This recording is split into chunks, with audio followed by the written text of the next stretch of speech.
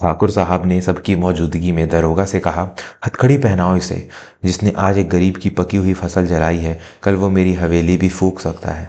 बेटी की चीखें दीवारों से टकराती रही, मगर पिता का धर्म नहीं डगमगाया। नमस्कार दोस्तों, आज मैं आपको ले चलता हूँ राजस्थान के एक ऐसे गांव में जहाँ की मिट्टी में आज भी सिद्धांतों की खुशबू आती है। मगर कहते हैं ना कि कभी कभी चंदन के पेड़ पर भी सांप लिपट जाते हैं। कुछ ऐसा ही हुआ उस पुराने रसूखदार घराने में। इज्जत की रस्म आका खाता था। रतनपुर गांव में ठाकुर रघुवीर सिंह का नाम ही काफी था।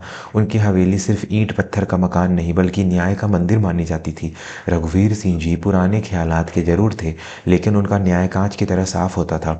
उनके लिए प्रजा उनके अपने बच्चों से बढ़कर थी।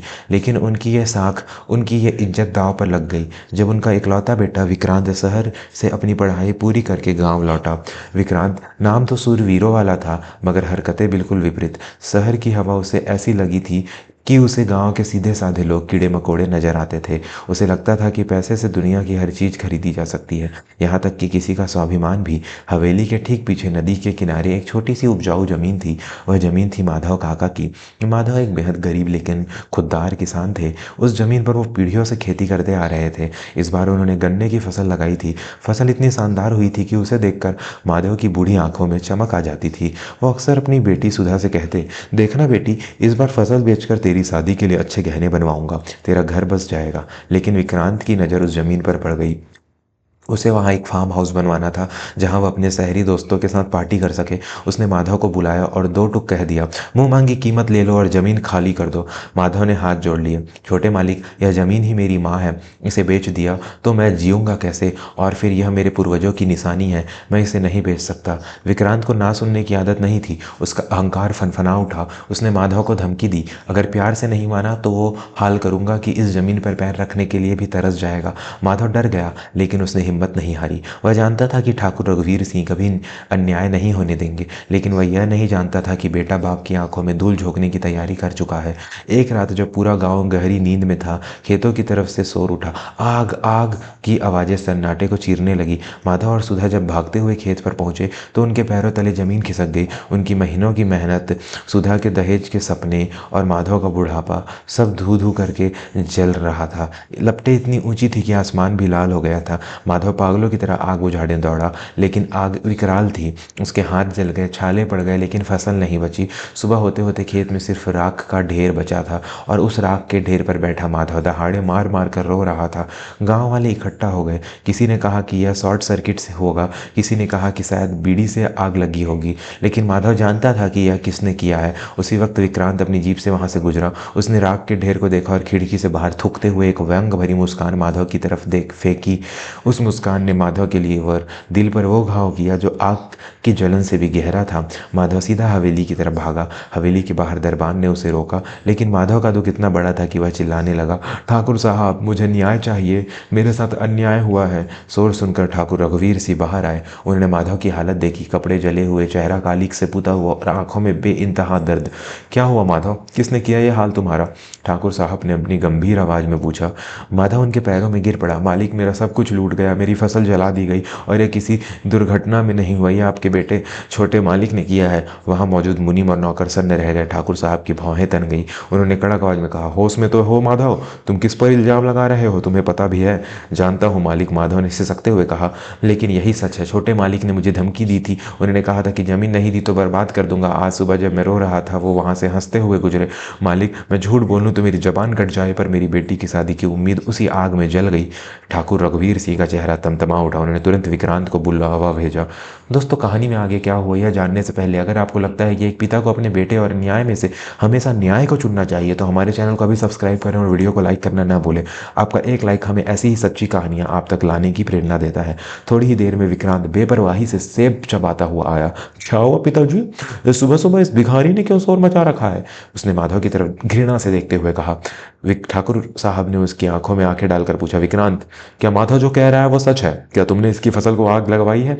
विक्रांत हंसा, एक ऐसी हंसी जिसमें बेशर्मी की हदें पार थी। पिताजी, आप भी किन छोटी बातों पे पड़ गए? यह जिद कर रहा था, जमीन नहीं दे रहा था, थोड़ा सबक सिखाना जरूरी था। फसल ही तो जली है, मैं इसे कुछ पैसे फेंक दूंगा, चुप हो जाएगा। आप क्यों परेशान होते हैं?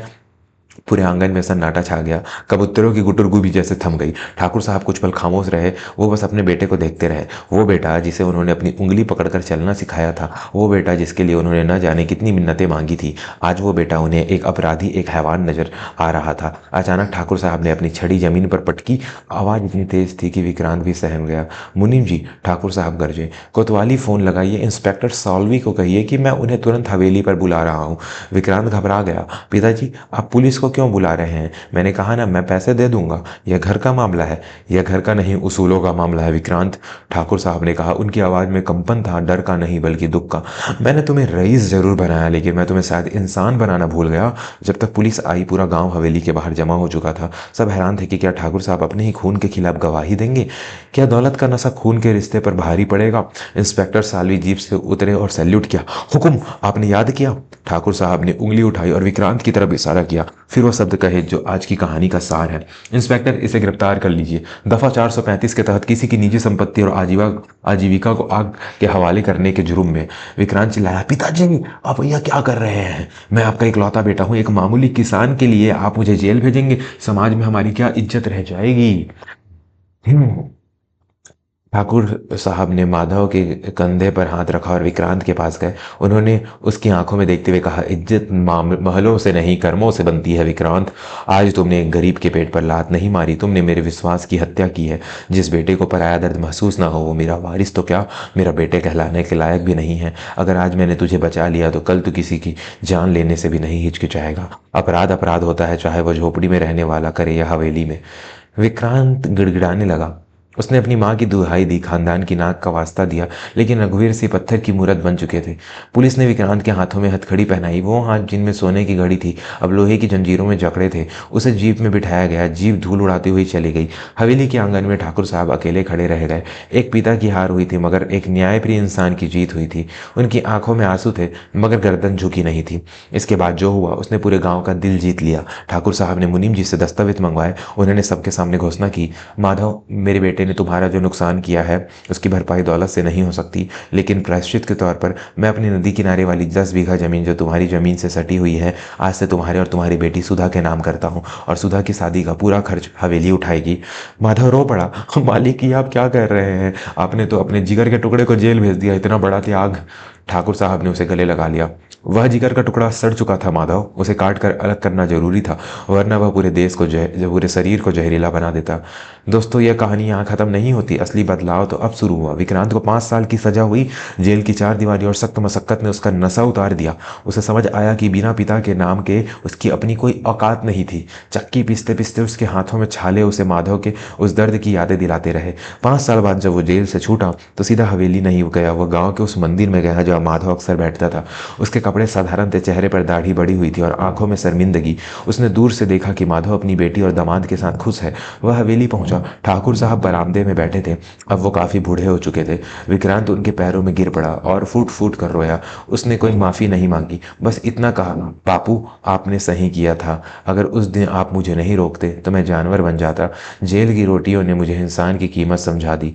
ठाकुर साहब ने उसे उठाया नहीं, बस उसके सिर पर हाथ रखा और कहा, जिस दिन तुम अपनी मेहनत की कमाई से उस माधव के लिए एक नई सॉल खरीद कर लाओगे, उस दिन मैं मानूंगा कि मेरा बेटा घर लौट आया है।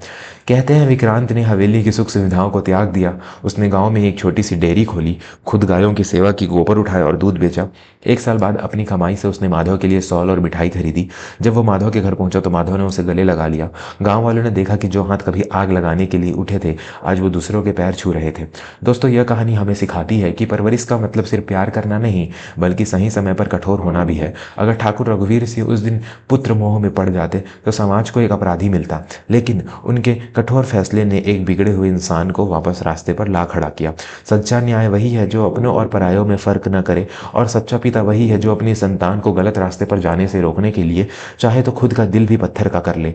आपको ठाकुर साहब का फैसला कैसे लगा? आज क्या आज के ज़माने में भी ऐसे माता पिता होते हैं जो अपनी औलाद की गलती पर उन्हें सज़ा देने की हिम्मत रखते हैं? अपनी राय हमें कमेंट बॉक्स में लिखकर ज़रूर बताएं। हम आपके हर कमेंट को बहुत ध्यान से पढ़ते हैं। अगर इस कहानी ने आपकी आंखों में भी नमी ला दी है तो इस वीडियो को लाइक ज़रूर करें। हमारा लक्ष्य है कि समाज में ऐसे ही मूल्यों को फिर से जगाया जाए। अगर आप हमारे चैनल पर नए हैं तो सब्सक्राइब का बटन दबाकर हमारे परिवार का हिस्सा बने।